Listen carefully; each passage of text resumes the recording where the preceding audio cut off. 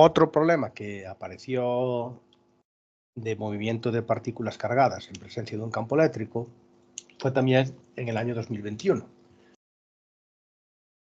Este problema plantea un electrón que está situado a una distancia d de un plano infinito cargado. Entonces había que saber que los planos infinitos cargados, aplicándoles el teorema de Gauss, dan lugar o crean en sus proximidades unos campos eléctricos, ¿vale? Concretamente, un campo eléctrico creado por un plano cargado infinito es constante igual en todos los puntos en los que rodean a la placa, ¿no?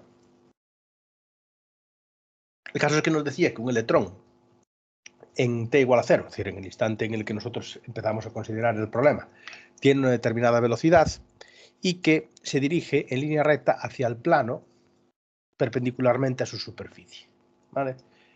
Bueno, lo primero que me decía no tenía nada que ver con el movimiento del electrón. Lo primero que me decía era que yo calculara el campo eléctrico generado por el plano sobre el electrón, es decir, el campo eléctrico generado por el plano sobre el electrón o sobre cualquier punto del espacio. Entonces, hay que tener en cuenta que hay un teorema que nos da el campo eléctrico que crea un plano en un punto determinado, que es el teorema de Gauss. El teorema de Gauss supone el escoger una superficie gaussiana, que en este caso será un cilindro, una superficie gaussiana es una superficie imaginaria, que no existe en realidad, pero que se utiliza como superficie auxiliar para calcular el campo eléctrico que crean determinadas distribuciones de carga, en este caso el plano infinito, ¿no? Y se aplica esta integral, ¿no?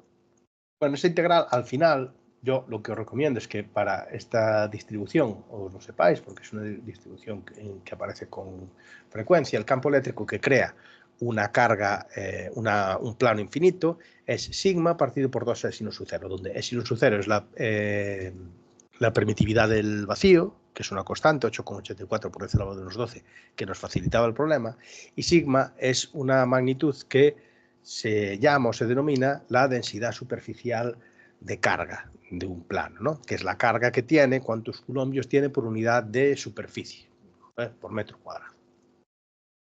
Vale. Entonces, ¿cuánto vale ese campo eléctrico? Nos proporcionamos una serie de datos y uno de ellos, que aquí pones, este era el sigma, ¿vale? El sigma, densidad superficial de carga, cuántos coulombios hay por metro cuadrado. Si os fijáis aquí, para obtener el valor del campo eléctrico que crea un plano, solo nos hacen falta dos magnitudes, sigma y epsilon sub 0. Y en la línea de datos aparecía tanto el valor de sigma como el valor de epsilon sub 0. Me decía también cuánto era. Vale, luego con esos dos datos yo tenía suficiente para resolver el apartado. El campo eléctrico creado por este plano sería 4 por 10 elevado a menos 9 entre 2 por epsilon sub 0. Esta es la densidad de carga y esta es la 2 veces la permitividad del vacío, que si operamos nos da un valor de 226 newton partido por coulombo. La representación del campo eléctrico. Aquí tenemos la representación del campo eléctrico creado por un plano cargado positivamente, ¿vale? El campo eléctrico es constante e igual en todos los puntos y perpendicular al plano. Este diagrama es para un plano cargado positivamente. Si el plano estuviera cargado negativamente, la única diferencia que hay, y que es lo que pasa en este problema, es que el campo eléctrico, en vez de apuntar hacia afuera del plano, apunta hacia dentro del plano. Es decir, que los vectores campo eléctrico aquí irían así, ¿vale? En vez de hacia afuera, es decir, apuntando hacia el plano. Es la única diferencia. El módulo, que es lo que me permite calcular el teorema de Gauss, es el mismo, pero al estar cargado el plano negativamente, porque el problema me dice que sigma tiene un signo menos, entonces eso implica que el valor del campo eléctrico, o la representación del campo eléctrico, apuntará hacia el plano, ¿vale? Que aquí en la solución que nos proporcionaban estaba dado en una unidad que en vez de ser newton partido por coulombo es voltio partido por... es la misma, ¿vale? Es la misma unidad para el campo eléctrico, una que otra. Vale. Luego me dice que indique el valor mínimo del módulo de la velocidad que tiene que tener el electrón de tal manera que sea capaz de recorrer la distancia que lo separa del plano. Y me dice ya directamente que desprecie los efectos gravitatorios. Entonces, ¿yo qué tengo? Yo lo que tengo es un plano cargado negativamente y un electrón que va a una determinada velocidad hacia el plano. Como el plano está cargado negativamente, el electrón se ve repelido por ese plano.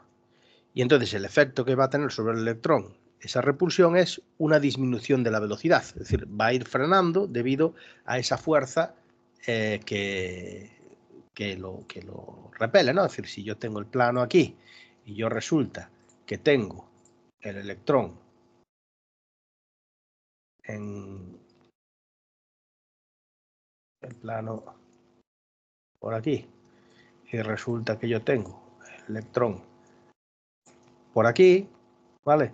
El campo eléctrico que crea el plano viene en esta dirección y entonces el electrón, por ser una carga negativa, va a sufrir una fuerza que va en la misma dirección, pero en sentido contrario al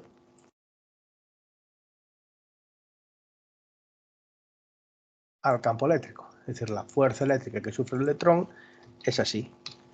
¿Y eso qué implica? Implica que el electrón lleva una velocidad que inicialmente sube su cero, que viene hacia abajo, y hay una fuerza que lo está frenando. Es decir, que esto es un movimiento rectilíneo uniformemente acelerado de frenada. ¿Vale? ¿Cuáles son las ecuaciones entonces? Pues las ecuaciones son las del movimiento rectilíneo uniformemente acelerado. La aceleración, ¿a qué es igual? Pues según la ley de Newton, la aceleración que sufre una partícula cuando está sometida a una fuerza es fuerza partido por masa. Vale. A su vez, la fuerza que es igual, la fuerza es igual a carga por campo eléctrico. Y a su vez, el campo eléctrico que es igual, pues vimos que era sigma partido por epsilon sub cero. De tal manera que haciendo esa serie de transformaciones, lo que me queda es que la aceleración tiene esa forma o depende de esos parámetros, es decir, de la carga del electrón, del sigma, de la densidad superficial de carga del plano, de la masa del electrón y de epsilon sub cero. Esa es la aceleración, ¿vale? Podemos ir un paso más allá y es, dijimos que esto era un movimiento rectilíneo uniformemente acelerado y como es un movimiento rectilíneo uniformemente acelerado, la velocidad, ¿a qué será igual? Pues será igual a la velocidad inicial más o menos la aceleración por el tiempo. Es decir, en este caso menos, porque acabamos de razonar que se trata de un movimiento de frenada. Entonces la velocidad será igual a la velocidad inicial menos la aceleración, que es esta expresión de aquí, que yo ahora meto en la fórmula o la expresión general de movimiento rectilíneo acelerado por el tiempo. Y además, la expresión del espacio recorrido es velocidad inicial por tiempo, más o menos en función de si se trata de un movimiento de frenada o de aceleración, un medio de la aceleración por el tiempo al cuadrado. Es decir, que aquí vuelvo a poner la aceleración en función de esos parámetros que yo había calculado o determinado antes. Muy bien. ¿Qué más sé? Pues además sé que nos dice que tiene que llegar al plano con velocidad nula, es decir, esto va disminuyendo su velocidad hasta que llega un momento en el que esa velocidad se anula. Y lo que me dicen es, vale, anula la velocidad en el momento en el que esto llega al plano, ¿vale? Es decir, que en la ecuación de la velocidad, yo en donde pone v voy a poner 0, de ahí sacar el tiempo, que será el tiempo que tarda en anularse la velocidad debido a esa frenada a la que está sometido el electrón en base a la fuerza eléctrica que actúa sobre él. Y por otro lado también sé que la distancia será igual a velocidad inicial por tiempo menos velocidad inicial, que es un dato que, si os fijáis, era lo que me pedía, ¿no? El valor de esa velocidad, v sub 0. La incógnita de mi problema es v sub 0. ¿Cómo vamos a operar aquí? Pues vamos a operar sustituyendo, despejando t de la primera ecuación, igual que hacíamos en los movimientos parabólicos, y ese valor de t sustituyéndolo en la segunda. Entonces, despejamos t de esta ecuación de aquí, que es esto, y luego ese valor de t lo vamos a sustituir aquí, ¿vale? Bien, pues me queda la expresión de la distancia de esta manera, ¿vale? Dependiendo todo de una serie de parámetros que son conocidos, salvo la v sub 0. Bien, vamos a hacer un poco de álgebra aquí elemental, es decir, vamos a agrupar términos de tal manera que esta primera fracción me queda así, agrupada. Y la segunda, pues también me queda una cosa parecida. Esto nos ayuda a darnos cuenta de si dimensionalmente estamos operando bien. Es decir, esto tiene que ser una expresión que dimensionalmente tenga sentido. Y fijaros que las dos expresiones tienen las mismas dimensiones, dependen de las mismas magnitudes, en la misma proporción y situadas siempre en el mismo lado de la fracción. La distancia entonces sale de ahí, la despejo de ahí, pero no es la distancia lo que yo quiero tener, la distancia es conocida, ¿vale? La distancia estaba en la línea de datos. En la línea de datos yo tenía que la distancia eran 10 centímetros, con lo cual la distancia no me interesa saber, lo que me interesa saber es v sub 0, que era lo que me pedía el problema. El problema me pedía cuánto vale la velocidad inicial. Entonces, una vez que yo tengo planteada una expresión en la que hay una relación entre d y v sub 0, lo único que tengo que hacer es despejar v sub 0, que como veis depende únicamente de parámetros conocidos. D, que eran esos 10 centímetros, que es la distancia entre placas. Q, que es la carga del electrón, que me la daba la línea de datos. Sigma, que también eran 4 por 10 elevado a menos 9. La masa del electrón, que también era un dato. Y el epsilon sub 0, que también es un dato. De tal manera que la V sub 0, la velocidad necesaria para que el electrón llegara a las placas, era 2,82 por 10 elevado a 6. Aquí sería conveniente hacer un análisis de que esta es una partícula que no llega ni mucho menos a la velocidad de la luz ni se aproxima a la décima parte tan siquiera. Por lo tanto, la suposición que estamos haciendo, que es que las partículas son partículas no relativistas, porque en ningún momento estamos aplicando fórmulas relativistas, es correcta, ¿vale? Podemos trabajar bajo la aproximación de que las partículas son partículas no relativistas y por lo tanto no hace falta aplicar ningún tipo de corrección. El resultado que me daba el enunciado, pues veis que pues era el que acabamos de obtener, ¿no? Luego me decía que cuál es la distancia mínima de acercamiento entre el plano y el electrón si cuando está a una distancia d su velocidad fuese la mitad de la que tenía. Bueno, pues entonces esto no hace falta partir de cero, ¿vale? Es decir, yo la expresión o parte de las expresiones que tengo resueltas del apartado anterior me valen para ahora. Si a una distancia d la velocidad fuera la mitad de la calculada en el apartado anterior, ¿cuánto sería esa velocidad? Bueno, la velocidad inicial nosotros la teníamos calculada aquí, es decir, teníamos una expresión en la que tenemos la velocidad inicial. El problema me está diciendo, vale, la velocidad inicial es la mitad de lo que era en el apartado anterior. Vale, pues simplemente vamos a esta expresión y la dividimos entre dos, ¿no? Un medio de esa es la velocidad inicial que tenemos ahora. Esto no deja de ser un movimiento rectilíneo uniformemente acelerado. Por lo tanto, yo sigo teniendo o dando como válidas las ecuaciones del movimiento rectilíneo uniformemente acelerado. ¿Qué cuáles eran?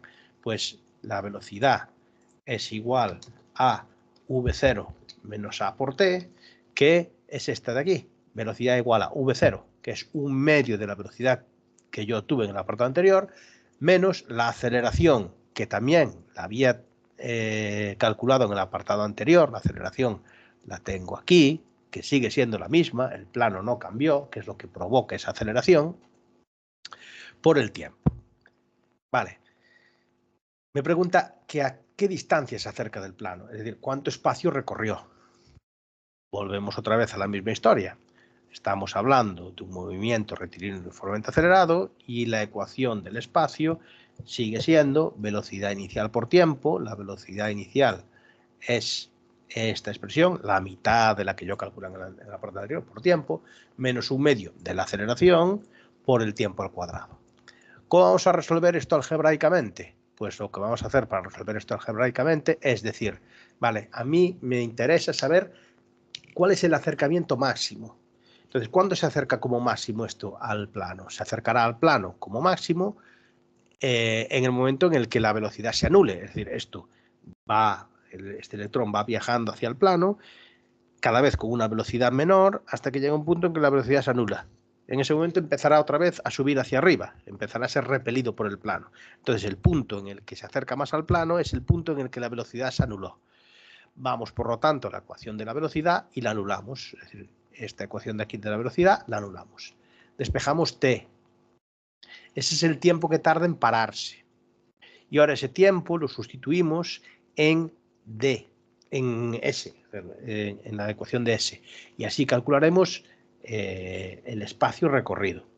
Fijaros que aquí vuelve a salirme una cosa dimensionalmente coherente, ¿vale?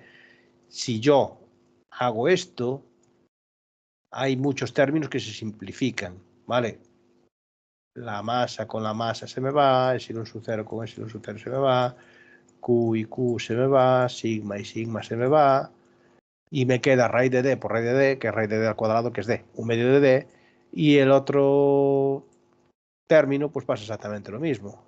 Se va todo salvo d, entonces me queda raíz de d al cuadrado, que es d, me queda un medio de d menos un cuarto de d, queda un cuarto de d, es decir, que se acercará, ¿vale?, a una distancia que es igual a un cuarto de d, y d, recordad que era la distancia que inicialmente separaba al electrón de la placa, ¿vale? Con lo cual ya tendría resuelto ese problema, ¿vale? Entonces, como, digamos, análisis final, vamos a hablar de que el acercamiento máximo se produce cuando la velocidad se anula, y eso tiene lugar cuando el electrón haya recorrido un cuarto la distancia inicial que lo separaba de la placa, ¿vale? ¿Cuánto le queda por recorrer entonces? Pues 3/4 de la distancia inicial, ¿vale? Porque, bueno, lo que me preguntaba en realidad era distancia mínima de acercamiento, con lo cual, bueno, pues sería esa distancia, la distancia recorrida es un cuarto, y la distancia que le falta para llegar a la placa, que es el acercamiento, son 3/4 de esa distancia, ¿no? Y luego me decía que confirmara la validez del despreciar los efectos gravitatorios. Bueno, eso era muy sencillo, porque simplemente es comparar cuánto vale la fuerza gravitatoria y cuánto vale la fuerza eléctrica. La fuerza gravitatoria es masa por gravedad, y la masa por gravedad es 8,9 por 10 elevado a menos 30 newton. Y la fuerza eléctrica es carga por campo, ¿vale?, que numéricamente nos da un valor de 3,7 por 10 elevado a menos 17. Es decir, que la fuerza eléctrica es 13 órdenes de magnitud superior a la fuerza gravitatoria. Y eso, pues, es que actuar sobre el decimal 13 no tiene ninguna relevancia la fuerza gravitatoria en este tipo de problemas. La fuerza eléctrica es, por mucho, la que domina o la que predomina en este tipo de situaciones, y la fuerza gravitatoria sería una corrección a tener en cuenta en la duodécima cifra decimal, lo cual pues es una corrección a todas luces despreciable y que no necesitamos hacerla, ¿no? ¿La podríamos hacer? Sí. ¿O tendríamos resultados distintos? Pues no, tendríamos el mismo resultado, porque estaríamos actuando sobre una cifra decimal que ni consideraríamos en la expresión del resultado final del problema.